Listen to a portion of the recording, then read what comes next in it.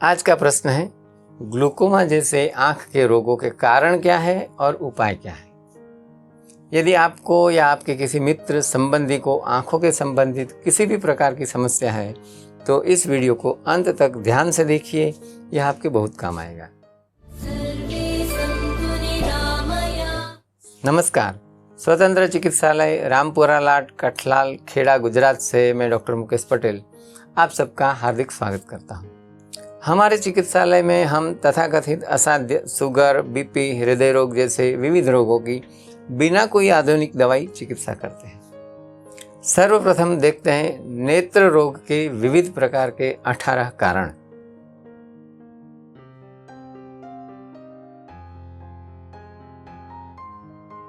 आइए अब एक एक करके सभी कारण थोड़ा विस्तार से देखते हैं। प्रथम, उष्णाभितप्तस्य जल प्रवेशात्। कोई व्यक्ति यदि सूर्य आदि के ताप से तप्त होने के पश्चात यदि जल में प्रवेश करता है तो उसके परिणाम में नेत्र में दोषों का संतुलन बिगड़ जाता है, क्योंकि शरीर के तापमान में अचानक आने वाला यह परिवर्तन नैसर्गिक तो है ही नहीं, तो नेत्रों की अतिशय सूक्ष्म नाड़ियाँ इससे से अधिक प्रभावित हो जाती हैं। परिणाम स्वरूप नेत्रों की दृष्टि निर्बल होती है। दूसरा, दूरेक्षणात्, जिसका अर्थ है अतिशय दूर की वस्तु को दृष्टि को खींच कर देखने से। अतिशय दूर की किसी वस्तु को देखने के लिए आँखों को अपनी रचना बदलनी पड़ती है। दृष्टि का केंद्र बिंदु दूर तक ले जाने के लिए नेत्रमणि की रचना में परिवर्तन करना पड़ता है। उसके लिए आँखों में रक्त प्रवाह पहुँचाने वाली सूक्ष्म कोशिकाओं को अधिक श्रम पड़ता है तथा उसके आकार में भी कई परिवर्तन करने पड़ते हैं। यह सब जब एक सीमा से बाहर होता है तो उसमें विकृति आ जाती है, जिससे दृष्टि क्षतिग्रस्त होती है। तीसरा, स्वप्न विपर्ययात्। इसका अर्थ है दिन में सोना व रात में जागना। प्रकृति का एक चक्र निर्धारित किया हुआ है जिसमें जितने भी दिवाचर प्राणी हैं, माने दिन में जागने वाले प्राणी, उनकी आँखों की मूलभूत रचना भी ईश्वर ने इसके अनुरूप ही बनाई है। सूर्य प्रकाश की अनुपस्थिति में मनुष्य की आँखों को यदि काम करना पड़े तो यह उसकी रचना के विरुद्ध है। आँखें यह श्रम को सहन करने से इनकार कर देती हैं। परिणाम दृष्टि की क्षमता पर आता है। चौथा, स्वेदात्। स्वेदात् से कहने का तात्पर्य है कि स्वेदन माने बाष्प लेना व उससे पसीने को बाहर निकालना। बाष्प में एक अतिरिक्त ऊष्मा होती है जिसे अंग्रेजी में सैचुरेटेड हीट कहते हैं। यह ऊष्मा आँखों की अति सूक्ष्म रक्तवाहिनियों के आकार को हानि पहुंचाती है, जिसका परिणाम अंतिमतः दृष्टि की क्षमता की हानि में आता है। पांचवा कारण, रजो धूम निषेवणात्। इसका अर्थ है रज माने धूल तथा धूम माने धुएं के सेवन से। यह कारण भी समझने में इतना सरल ही है कि इसमें कुछ विशेष कहने की आवश्यकता ही नहीं है। धूल और धुआं आँखों को नुकसान पहुंचाता ही है। छठा कारण, छर्दैर विघातात्, माने उल्टी के वेग को रोकने से। किसी भी कारणवश यदि उल्टी का वेग आता है तो यह समझें कि यह शरीर के एक विशिष्ट प्रक्रिया है।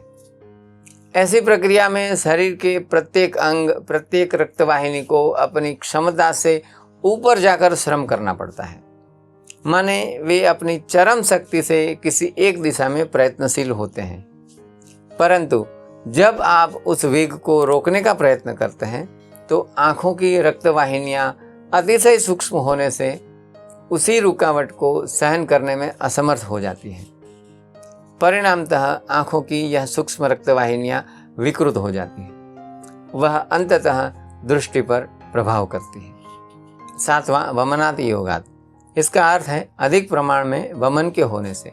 जैसा कि अभी पूर्व में बताया गया कि वमन यह शरीर की एक विशिष्ट प्रक्रिया है जिसमें पूरे शरीर की शक्ति एक विशिष्ट प्रकार से कार्य करती है, तभी जाकर वमन होता है। ऐसे ही नहीं होता। ऐसी विशिष्ट प्रक्रिया जिसमें शरीर की सभी रक्तवाहिनियाँ एक विशिष्ट रूप से क्रियान्वित हो रही हो, यह स्थिति कुछ थोड़े समय के लिए तो चल सकती है, परंतु इसका जब अतियोग होता है तो आँखों की नसें हानिग्रस्त होती हैं और इससे दृष्टि की भी हानि होती है। उदाहरणार्थ, किसी भी वीआईपी के लिए किसी नगर की यातायात व्यवस्था को आप कुछ समय के लिए तो परिवर्तित कर सकते हैं, परंतु इस स्थिति को आप अधिक समय तक नहीं चला सकते हैं। यदि चलाएंगे तो पूरे नगर की यातायात व्यवस्था चरमरा जाएगी। 8वां कारण, द्रवान्नपानात् निवेशनात्। द्रव माने प्रवाही भोजन तथा पेय के अति सेवन से 5 महाभूत पैकी जल तथा पृथ्वी से शरीर में स्थित कफदोष बनता है। जब प्रवाही भोजन की मात्रा बढ़ती है तो शरीर में कफदोष भी बढ़ता है। नेत्र की ज्योति या दृष्टि का कारण शरीर का पित्त है। शरीर में नेत्र में जब कफदोष बढ़ता है तो पित्त घट जाता है। पित्त के घटने से दृष्टि की शक्ति भी प्रभावित होती है और कम हो जाती है। इस कारण से प्रवाही पदार्थों के अति सेवन से नेत्र की शक्ति घटती है। 9वां कारण, विणमूत्रवातक क्रमनिग्रहाय। इसका अर्थ है मलमूत्र आदि वायु के वेग को रोकने से। शरीर में मलमूत्र आदि के वेग को रोकने से शरीर में दोषों की विकृति होती है। माने प्रायः जो दोष जितनी मात्रा में होना चाहिए उससे या तो बढ़ जाता है या कम हो जाता है। नेत्रों में यदि पित्त घटेगा या कफ बढ़ेगा तो अवश्य दृष्टि को धुंधली कर देता है। 10वां कारण, प्रसक्त संरोदन। सतत रुदन करने से। सीधी सी बात है कि रोते समय सबसे अधिक श्रम आँखों को ही पड़ता है। श्रम से शरीर में तीनों दोष विकृत हो जाते हैं। शरीर के जिस अंग में यह विकृति अधिक होगी, बिल्कुल वही अंग की कार्यक्षमता घटेगी। इसी नियम के चलते सतत रुदन के कारण आँखों की कार्यक्षमता भी घट जाती है। 11वां कारण, शोक। अधिक शोक तथा संताप करने से, सतत शोक संताप करने से आँखों के स्नायु पर अधिक दबाव आता है। इससे मुख की आकृति भी बदल जाती है। यही कारण है कि व्यक्ति की आँखों से ही वह व्यक्ति शोक संताप में है यह जानकारी हो जाती है। आँख की आकृति ही जब शोक के कारण इतनी बदल जाती हो तो निश्चित है कि यह स्थिति अधिक समय तक चलने से दृष्टि पर उसका विपरीत प्रभाव पड़ता ही होगा। 12वां कारण, तापात। अधिक ताप के सेवन से। यदि किसी भी प्रकार की भौतिक अथवा मानसिक उष्णता का सेवन अधिक प्रमाण में होगा तो यह उष्णता मस्तिष्क में रक्त प्रवाह को तेज कर सकती है। यह बढ़ा हुआ रक्त प्रवाह रक्तवाहिनियों को विकृत कर देता है, उसकी मूल स्थिति में बदलाव ला देता है। ऐसा आँखों की सूक्ष्माति सूक्ष्म रक्तवाहिनियों के साथ भी हो सकता है जो कि दृष्टि की वाहक होती हैं, और ऐसा होने पर दृष्टि में भी विकृति आ जाती है। 13वां कारण, शिरोभिघातात्। सिर के ऊपर चोट लगने से। शरीर के किसी भी अंग में जब कहीं चोट लगती है तो उस स्थान पर वात दोष बढ़ जाता है।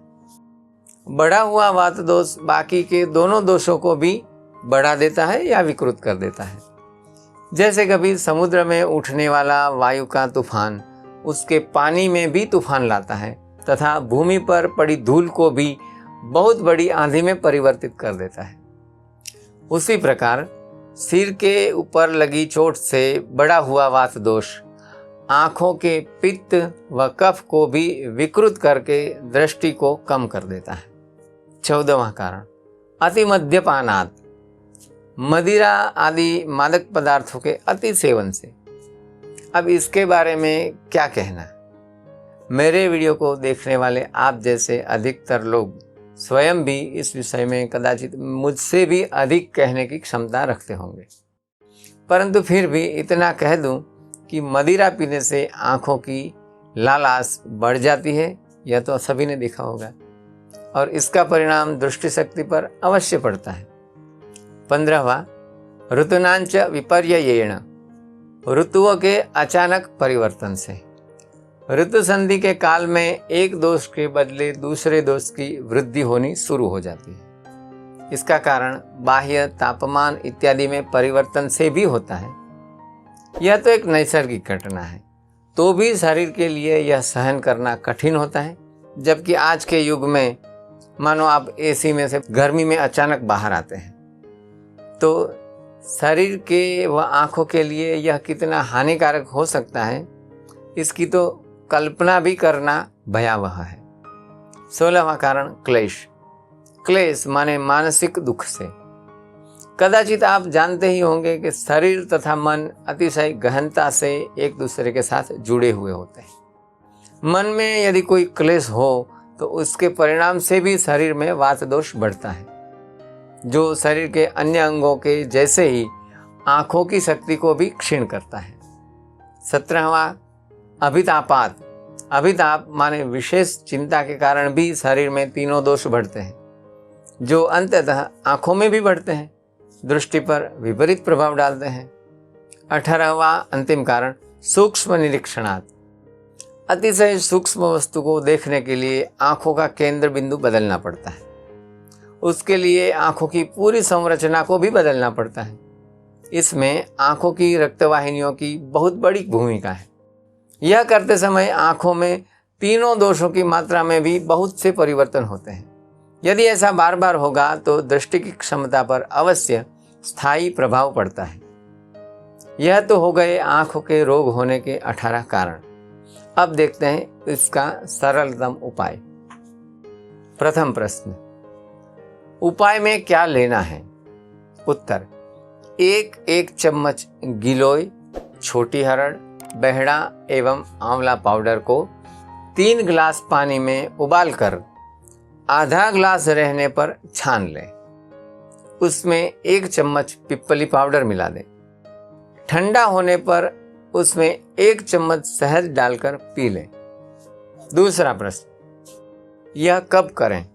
उत्तर, सवेरे उठने के पश्चात तुरंत खाली पेट यह कर लें। तीसरा प्रश्न, यह कितने समय के लिए करें? उत्तर, 1 महीने तक यह सतत करें। चौथा प्रश्न, पथ्य क्या रखें? उत्तर, पथ्य माने परहेज। 1 महीने तक दूध एवं इसकी संपूर्ण बनावटें बंद रखें। चाय, दूध, दही, छाछ, घी इत्यादि कुछ भी न लें। शरीर में से किसी भी रोग को निकालने के लिए शरीर के सभी अंगों की एकता हमें माननी ही पड़ेगी, तो ही हम शरीर को स्वस्थ बना सकते हैं।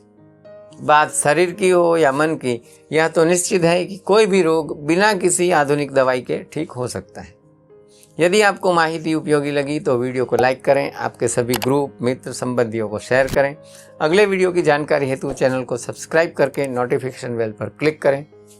आप सबके स्वास्थ्य की शुभकामना करते हुए सर्वे सन्तु निरामयाः। धन्यवाद।